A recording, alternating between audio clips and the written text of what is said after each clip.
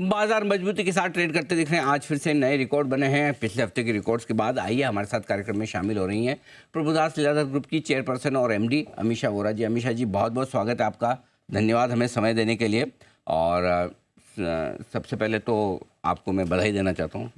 ये बधाई थोड़ी एडवांस में दे रहा हूँ। अच्छा, किस चीज़ की? अमीषा जी की जो कंपनी है प्रभुदास लीलाधर जी, आप सोचिए जरा अंदाज, अमीषा जी की उम्र से मत अंदाज लगाइएगा, वैसे अंदाज लगाइए कितनी पुरानी हो सकती है। नाम तो काफ़ी, जब से मैं आया हूँ तब से तो वेल एस्टैब्लिश्ड नेम है सर मार्केट में, और भी काफ़ी पुरानी होगी। बस अगले हफ्ते या इसी हफ्ते, हाँ मतलब लगभग अगले हफ्ते 80वीं वर्षगांठ क्या मनाएंगे। बात कर रहे हैं सर? 80th 80 साल? अमीषा जी सही है? वाह, एकदम सही है। एकदम। तो आजादी के भी 8th डिकेड है और प्रभुदास लीलाधर के भी 8th डिकेड है। क्या बात। हम लोग 1944 में एस्टैब्लिश किए गए हैं। वाओ, क्या बात है सर, बहुत ही 80 तो साल। मार्केट्स एंड बहुत ही ग्लोबल मार्केट्स के सभी उतार चढ़ाव बिल्कुल, देखे हैं और वेदर भी किए हुए हैं। क्या बात है। और 80 साल में अब अमीषा जी के हाथों में फुल फ्लेज एमडी और चेयरपर्सन के तौर पर प्रभुदास लीलाधर की कमान भी है। तो मैं थोड़ा आपको एडवांस में बधाई देना चाहता हूँ, क्योंकि उस समय अब फिर अपनी Thank you मुलाकात so बजट पे much. होगी, और बजट पे तो इतना सब गपशप करने का टाइम मिलता नहीं है ना। तो मैंने कहा पहले से सही एडवांस में बात है। तो बहुत बहुत बधाई, शुभकामनाएं। Thank you so और much. मैं उम्मीद करता हूँ कि आने वाले समय में आपके नेतृत्व में और ज़्यादा नई नई ऊंचाइयाँ आपकी कंपनी छुए, और इसी तरह से आप इन्वेस्टर्स की वेल्थ बनाने का काम करते रहें। मेरी शुभकामनाएं आपके साथ। Thank you so much. और आप सभी का भी बहुत बहुत धन्यवाद। इतने सालों हम सबको, हमारी टीम को और हमारे एस्पिरेशंस को सपोर्ट करने के लिए। पर अमीषा जी, अब आइए, पहले हमारी भी एस्पिरेशन बजट से बहुत है, तो जान ले कि क्या कुछ होने वाला है बजट में। एक तो उम्मीदें भी बड़ी रहती है और दूसरा डर भी बड़ा लगता है। अच्छा ये हो जाए तो मज़ा आ जाए, और ये डर रहता है कुछ खराब ना हो जाए। तो इस बार बाजार बजट में कैसे जा रहा है, क्या सोच कर जा रहा है, ये समझाएं।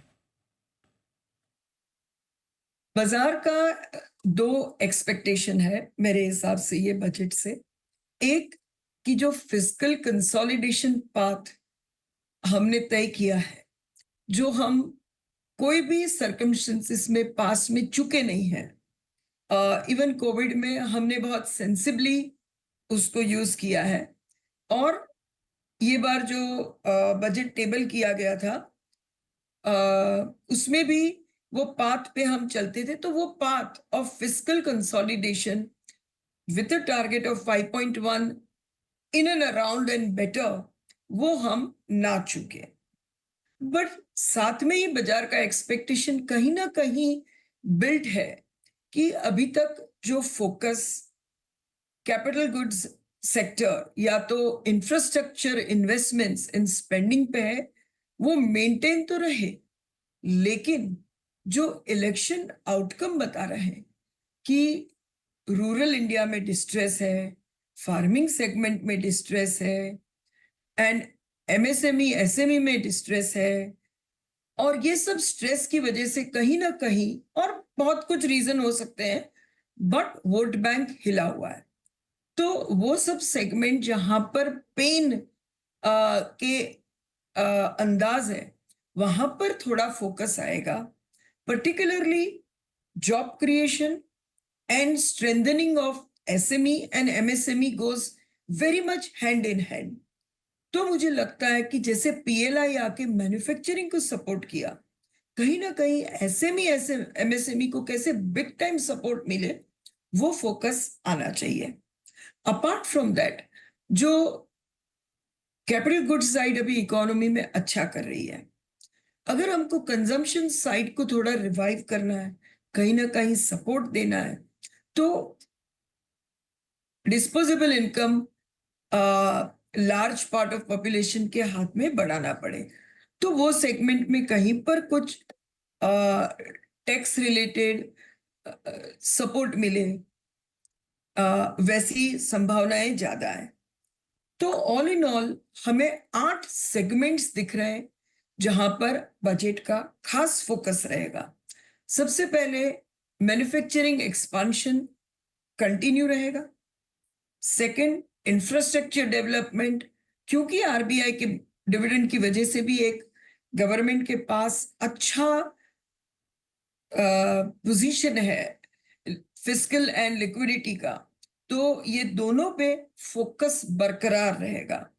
तीसरा, एनर्जी इंडिपेंडेंस इज इंडिया की गोल, जिसमें जो रूफटॉप सोलार की जो स्कीम अनाउंस की थी, उसको बहुत ही अग्रेसिव अंदाज से आगे बढ़ेगी, ऐसा हम लोग मान रहे हैं।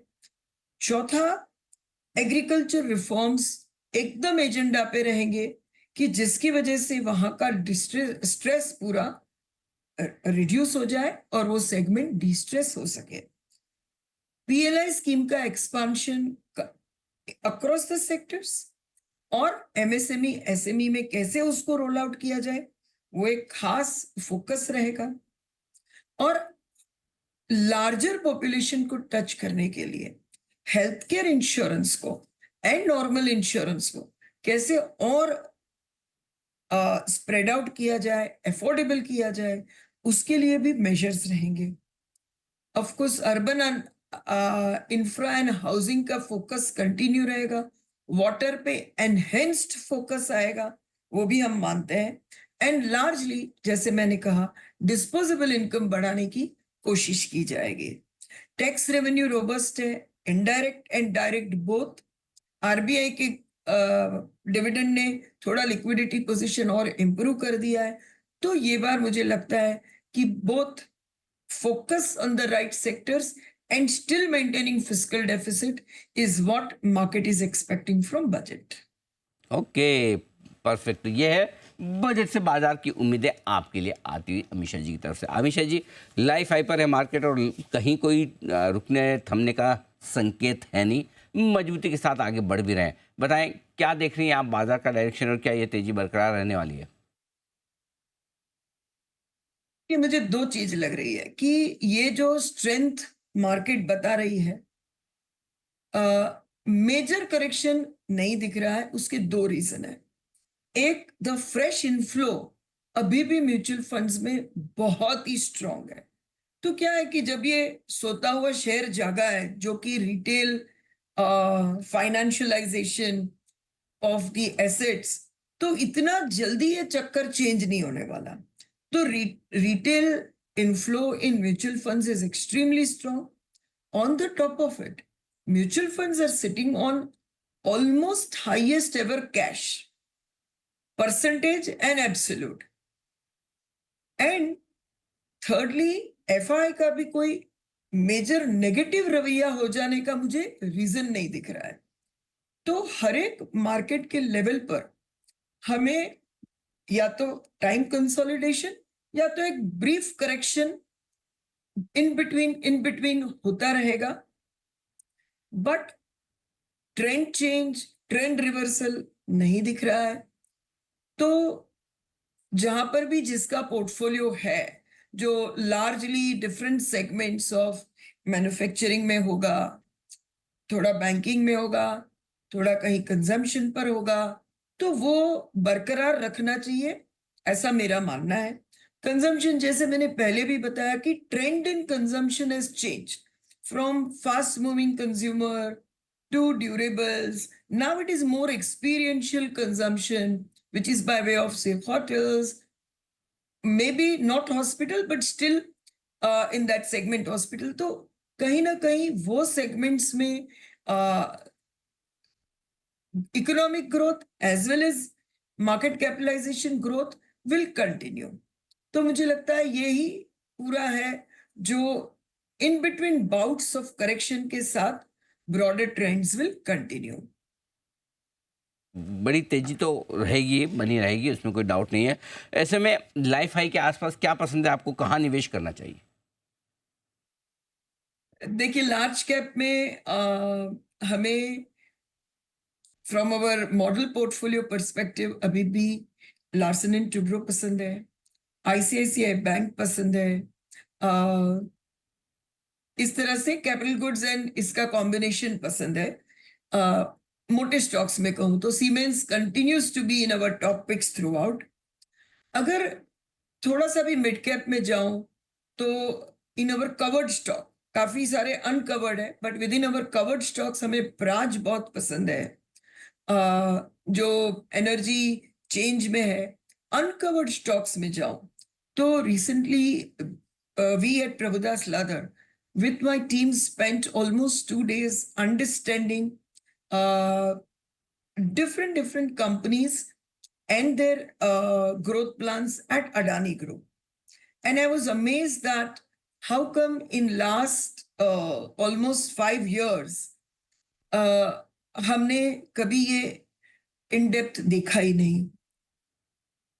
The group which now March 24 posted almost 84,000 crores of EBITDA have green energy में तो बहुत ही अच्छा expansion lined up है of almost tripling their capacity जहां पर land भी जगह पर है and data analysis also is in place.